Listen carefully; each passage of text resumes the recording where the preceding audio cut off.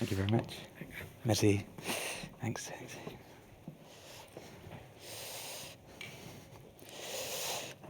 Brilliant stuff. Thank you very much to our panel. The next panel will take on the question of who controls the future of energy. And this talk will be centered around security, sovereignty, and the struggle for independence in a globalized market. To discuss this issue, we welcome to the stage Takeshi Kodama, head of JERA Ventures and managing partner at JERA, Jan Lozek, founding and managing director at Future Energy Ventures, and Martin Schichtel, CEO and co-founder of Kraftblock. To moderate this session, please give a round of applause for the panel and our moderator, Rajan Shah, principal at Morgan Stanley 1GT. Gentlemen, welcome to the stage.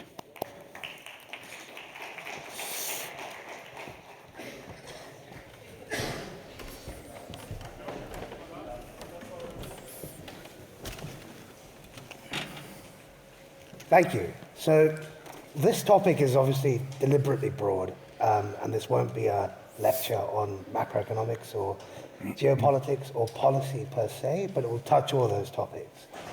I think in what we're seeing in the energy markets today, the question of who controls the future of energy is extremely important. It's being debated widely, and we're seeing the implications of shipping corridors being choked across the world in many and various ways. To talk through this topic, we'll center the discussion primarily on what the future of energy looks like, what are the constraints and bottlenecks in that future, and who has, whether that's a sovereign or a company, who has control over those constraints. The framing will be that in a globalized world, and in a relatively efficient market, scarcity rents will accrue to whoever controls the constraints.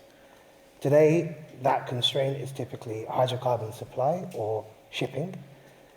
In the future, that may change, and to discuss this, the panel will sort of touch on those topics. So maybe to get things started, Takeshi-san, it'd be great to hear from you on, what does control over the future of energy mean to you? Is that a question of resources, infrastructure, capital, or supply chains? Almost everything. But I'd like to emphasize that business partnership to create a diversified portfolio will be one of the options. One of the options to de-risk the uncertainty of the energy industry. So regarding JERA partners with, for example, BP, to develop, operate, and manage the offshore wind utilities in European countries and ASEAN countries, and simultaneously to de-risk their trading and handling the liquefied natural gas. JERA partner with EDF to start a joint venture company. It is called JERA Global Market. The volume-wise, it's the world's largest. So business partnership would be one of the, as I mentioned earlier, it would be the not the best, but a good solution to tackle the uncertainty of the energy industry, especially in the future, in the near future. Yeah. The Japanese market, particularly, has somewhat of a high reliance on fossil fuel imports, and so the nature of partnerships to de-risk that supply sounds like it's a strategic move as much as a financial opportunity as well. Jan, perhaps from your perspective in the software world in particular, and as an investor, where do you see those constraints, and who ends up controlling those constraints? It's a very good discussion, and I would like to start as a human being, not in my role. I think as a human being, it means prosperity, So if we have access to energy and we can control whatever this means in this new renewable energy system world, it means we have access and we can master our own destiny as countries, especially think about Europe. Europe has a dependency on fossil fuels. 57% of the energy we use is sourced from a couple of countries which have power over Europe right now, and we see that much more now than in the past. That's I think it's one really important point. And with regard to how to control energy in a fully renewable world, that's also an interesting question. So And then we are with software, with AI, with solutions, because it will be fully distributed and decentralized. So how to orchestrate, how to build an intelligence layer which can run an entire energy system for a country, for a continent, for the world, and how use technology. How will it be? Will it be more global or more focused on different areas? What we discuss right now. So I think there's a lot of good questions. And software, AI, digital tools will help us to control and will help us to get back mastership of our destiny. That's my opinion about that. And that question of sovereignty has been, I guess, top of mind for policymakers across the world, but particularly in Europe. And if we were to take that European example, over the last 5 years, there's been various policies enacted at a European Commission level to reduce dependency or dependence on Russian gas. Now, the cynic in me will say, you've swapped dependence on Russian gas for dependence on US LNG, and it's more expensive. How has that helped energy security? Well, I would argue, no, it hasn't. And I guess, from your perspective, Martin, as somebody who's building energy systems, particularly for industrial heat purposes, how are you seeing that reliance on fossil fuels today from particular geographies impacting the decisions that your customers are making? And I guess then reading through to your value proposition as somebody who can offer a decentralized, independent source of heat and power. That's a very good question. I think we will never get rid of these dependencies. Energy flows are globally, right? But unfortunately, energy systems get designed nationally. So we have this mismatch between globally energy flows and local systems design, which means we cannot fully remove this dependency, right? We need to reduce the exposure to this dependency. And that's a little bit where Schichtel looked to the supply chain, right? Yes, we can talk about the supply chain, but basically the control also about the type of energy that we are using and how we're using it is controlled from the demand side, right? Meaning when is the energy used and how is the energy used? So that's one of the important triggers. Means we need flexibility in the system. And that's what we didn't see in the past, right? We see the dependency. We say, well, energy secured, or Europe secured gas. That's true, but gas is there and it's not. That's what exactly we see at the moment. And our industries don't have any chance to react on it. Which means, in my opinion, flexibility or control is flexibility, right? The ability to operate your system independently in short term, not in the long run. So basically, I would put this question towards more questioning the dependency, but more shifting it to kind of resilient interdependency. And that's where it needs to move to. So more control on the local level, creating flexibility, being able to react on disruptive or volatility in the market. So I like that phrase, so more resilient interdependence, over true or absolute independence. And the framing there is true independence from an energy perspective is almost impossible. The US is the famous example of a net importer shifting to being a net exporter, but they haven't got the refining capacity to refine the amount of barrels they're producing. So there is an interdependence on global supply chains to refine the raw hydrocarbons themselves. And so when we think about that resilient interdependence, maybe we can focus on companies as a microcosm for energy systems in countries. And when we think of your clients, and in particular the projects that you're working on, could you walk us through how companies are thinking about their dependencies from an energy perspective? What are they relying on? What are they concerned about? And what is top of mind for them in terms of procuring power and energy at a favorable price? Yeah, absolutely. We see also a fluctuation in their mindset from once in a while, right? Last 5 years, we faced 2 large crises with peaking gas prices, and suddenly everybody pops up again and say, well, renewables, we need renewables, right? But renewables alone, it's not enough. You also need to create flexibility using those renewables, means storage. And that's the flexibility part in that story. At the moment, we see more and more requests for a kind of, let's call it controlled independency. It means a combination of fossil and renewable streams in the same site. So the idea is basically to use renewables as a security asset, also for future energy pricing, right? We could not estimate a gas price in 5 years and 10 years. We don't know what the dependencies in the world are. But local generation of renewables could kind of guarantee a stabilized pricing in the future, so reducing the risk also on the balance sheet for those customers. At the moment, we see the tendency to go to hybrid systems, going more to electrification. But also electrification, there's the dependency from the generation, which is good for our business basically, because then we can implement storages in combination with gas-fired systems. Why that? Because in that case, you use the electricity when the price is more attractive than the gas price, and as soon the prices are peaking, you shift over to the gas boiler. On the other side, you also can reduce the gas consumption, if we are in times like this, and shift it more to the renewables, right? And this flexibility is what the customer wants at the moment. And if we sort of zoom out from those individual companies, for example, and then were to apply the lens of looking at a country, if what I'm hearing is correct, in some ways you can reduce your vulnerability by building renewables alongside conventional fossil fuels, changing your supply sources when the price is right.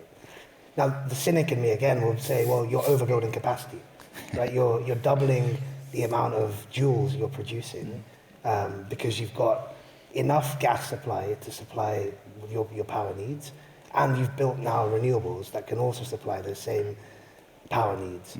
So when we think about constraints, do you think capital, and this is a question really to everyone, capital and investment is a constraint to that overbuilding of capacity to increase resilience? Yeah.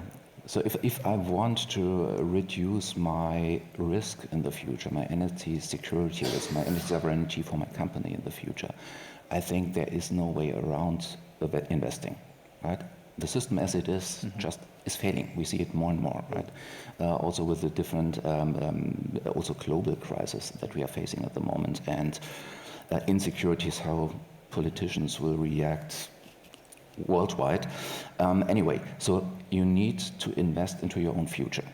And this future is a more electrified future as we see at the moment. So there will be a shift from the molecules, not necessarily from the molecules. I mean, hydrogen is also kind of renewable molecule that we see in the market, a bit too expensive at the moment, but that hopefully changes in the future as well. But we see this shift to electrification, because electrification also, and now we need to take 2 points into account. One, you mentioned grid constraints. Fully true, right? But again, here, flexibility can be created by using storages, right? You can use excess when it's there and there's not that much demand on site. You store it and you gain flexibility for the days after. The other option, of course, is reducing the curtailment, right? If I see Germany paying, what was it, 3.5 billion the last year for curtailment, well, why not to use this energy? It's there, and there are times the grid is not overloaded, where we could use it, or we could use it locally. So we need to rethink basically to the control of the whole system, so shifting it more to the side, to the local level, where the demand at the end sits. Just to add, no, I as an investor see it quite simple. No, economically speaking, renewable assets are profitable. They create or they secure energy for lower prices, which is great, so investors are incentivized to invest into it. And then there's I think there's just an investor mindset, no? If you see it, it makes sense, you invest into it. It doesn't matter if you have gas power plants available, isn't it? So you just look about what's the next thing I should invest into and how to make money, also from a utility point of view. And if you think about the entire hardware stack of renewables, heating, producing energy, everything is less costly than fossil fuel systems right now. And the question is only how to back up situations where we don't have renewable energy available, no? That's one point. So I think there are other economics, there's a lot of incentive. And then there's the other topic where the benefits are more on the continent level, let's say it like this, of Europe. No, if you think about Europe, if we would invest heavily into electrification of transportation, so EVs, if we would heavily invest into heating systems for industries and for customers, and if we would further invest more into renewable assets and the grid system, we could save 70% of our imported fossil fuels.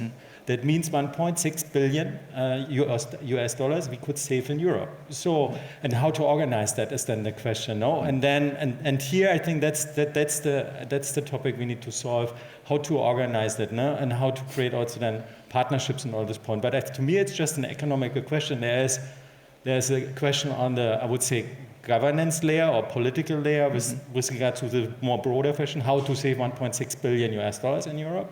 And the other question is, there's a lot of technology that's available. It makes a lot of sense. We can get returns. There's nothing to do. It will make their way. The question is now how we accelerate and how we fix bottlenecks in this renewable energy system, to me. And when we think about that, you know, capital is certainly a constraint, right? Like to the energy transition more broadly, to energy security as well. So from JERA's perspective, when we think about the investing lens, how are you investing in energy resilience? So from JERA's perspective, I would say the balance of the renewable side and the fossil energy side, it's a very important point. So in Japan, more than 90% electricity was generated by fossil fuel. So and on the flip side, as you know, the renewable energy is very fluctuated to generate electricity to the grid. So so what we need is the balance of the fossil fuel energy and the renewable energy. And one point is, in JERA's case, we have started the construction of the long-term duration battery, giga-size battery, adjacent to JERA's existing domestic thermal power plant to stabilize the electricity current to the grid. No, absolutely, it makes a lot of sense. And I guess then, taking this one step further, with everyone in the audience and on the panel certainly is aware of the issue of the supply chains, right? In particular, I guess since the coronavirus pandemic, supply chains have been consistently disrupted and in consistently different ways and in different places. So when we think about energy security, this resilient interdependence, it's predicated on supply chains continuing to function in a way that you can get the materials you need to build the infrastructure you need to be independent from an energy perspective. When we think about the supply chains, who controls those, and how does one manage to reduce reliance on those supply chain operators or sort of macroeconomic political factors that are affecting the flow of goods? Question for everyone. Yeah. It's a very tough question, and back in last February, together with Japanese government, JERA signed a long-term contract with Qatar Energy to export liquefied natural gas to Japan and some other countries. But the problem is, as you know, February 20, blah blah blah, the war happened, so force majeure occurred, so the contract was expired. So diversified portfolio of liquefied natural gas, I mean, as upstream, right, is a very important point to secure the energy security. But without any communication with other governments, other local business partners, we cannot do anything. So business, as I mentioned at the first topic, the business partnership with third parties and any related partners. This is I would say, a kind of a silver bullet to solve the problem. Yeah, no, it was a trick question because it's almost impossible to completely extricate yourself from global supply chains. But when you think about partnerships, building relationships through JVs, using diplomatic channels to diversify supply chains, that's one answer. The other answer, which has been tried in several countries, is to completely domesticate or localize your supply chain. And I wonder, from the panel's perspective, how realistic is that? Localizing supply chains to build out renewable infrastructure, for example. Where do you see that accelerating or slowing down the energy transition?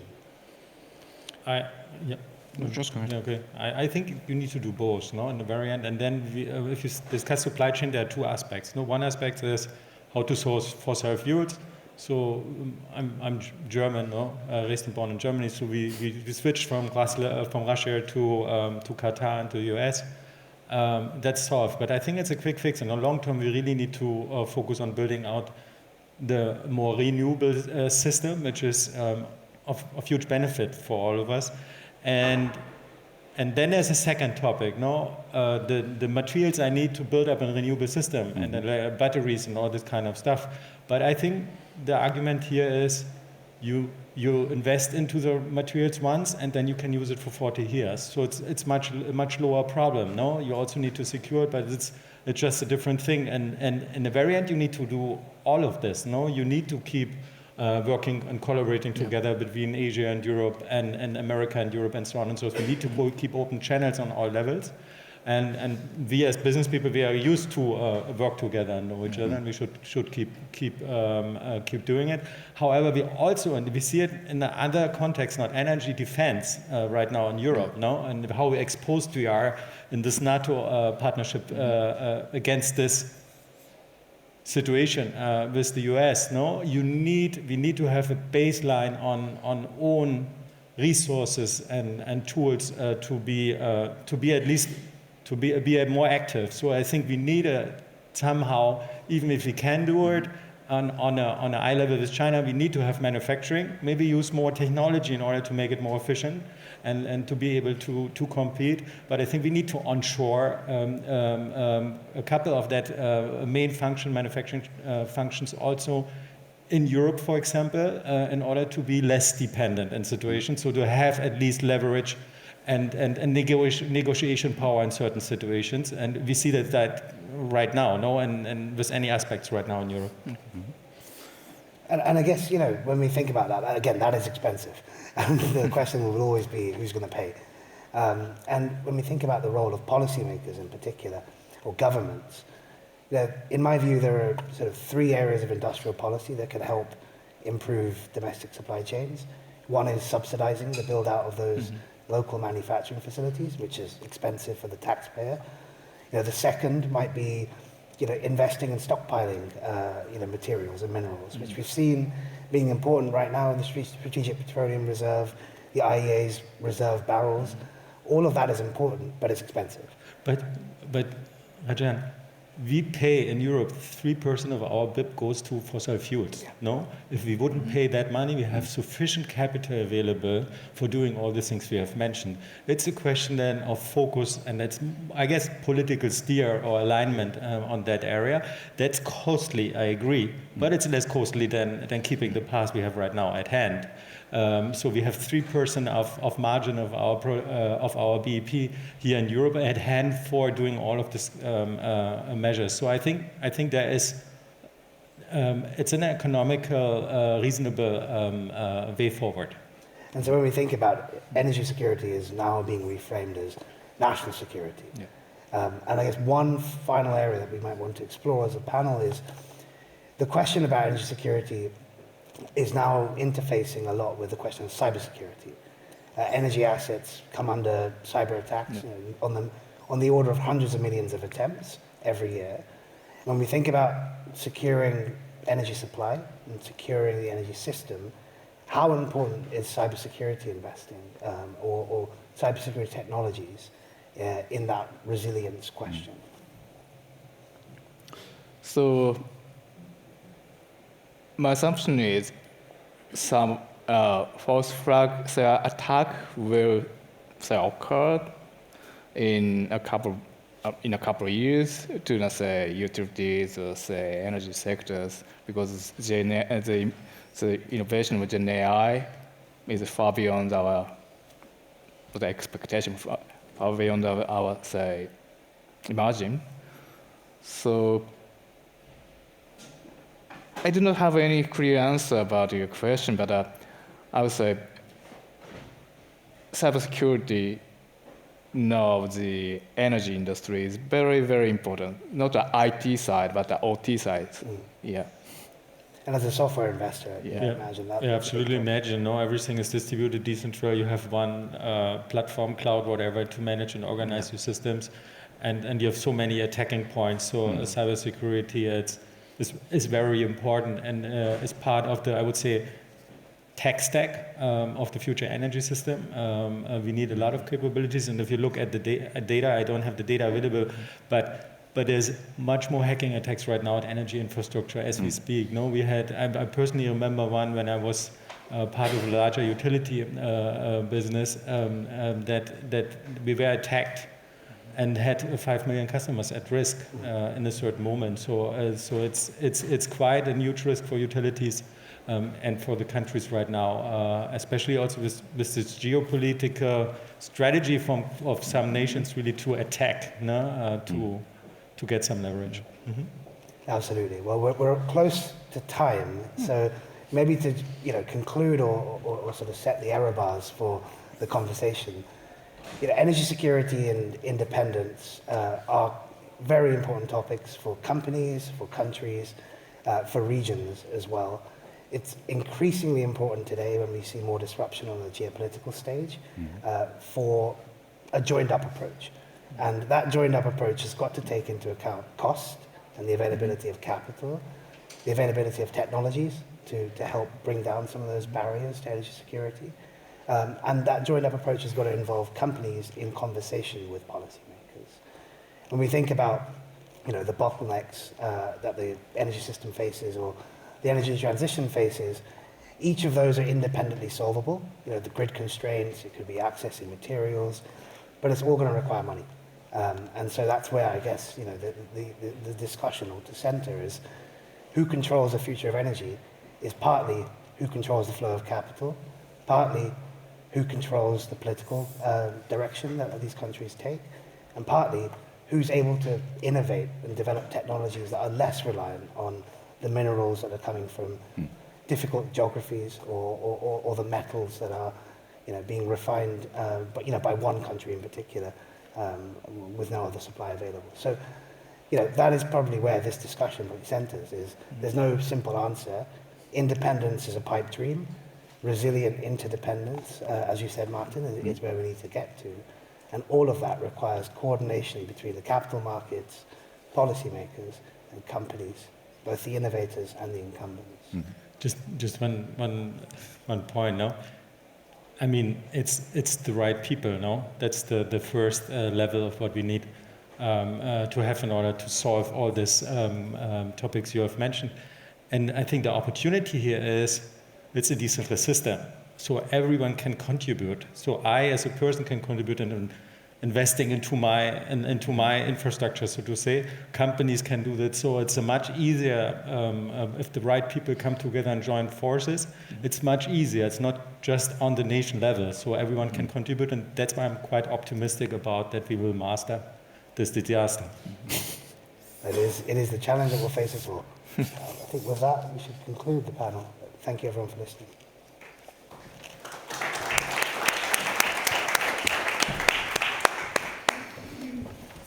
Thank you very much. Thanks.